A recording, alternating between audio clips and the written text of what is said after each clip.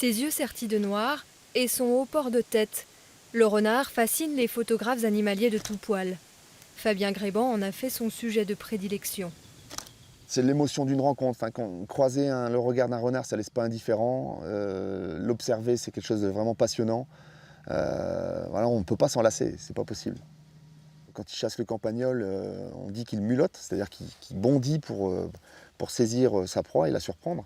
Et c'est aussi un comportement très photogénique. Adulé autant que détesté. Le renard est depuis longtemps la bête noire de nos campagnes.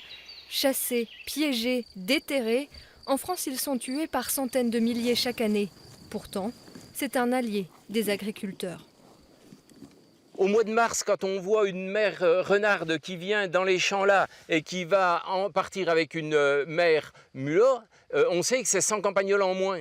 100 campagnols en moins au mois d'octobre, c'est énorme. Les pullulations, on les trouve au mois d'octobre. Et quand le renard, qui a une véritable sentinelle, qui travaille l'hiver quand il n'y a pas trop de neige et qui vient nettoyer nos prairies, c'est la situation idéale pour nous. Reste que le goupil a mauvaise presse. C'est lui qui transmet l'échinococose alvéolaire à l'homme, une maladie rare qui détruit le foie. Mais exterminer ce canidé intensifie ce problème.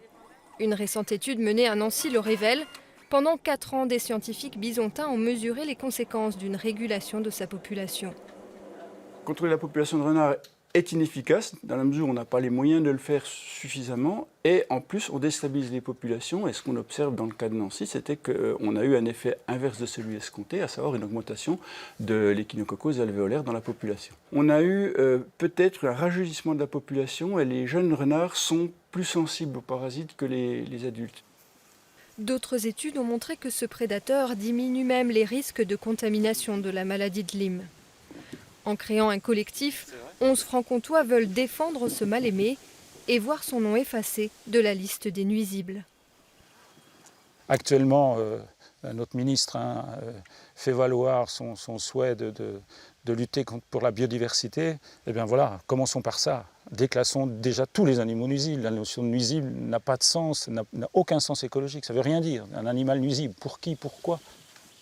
Établie par le préfet, dans le Doubs, la liste des nuisibles sera réétudiée en 2019. D'ici là, le collectif espère redorer l'image du renard roux.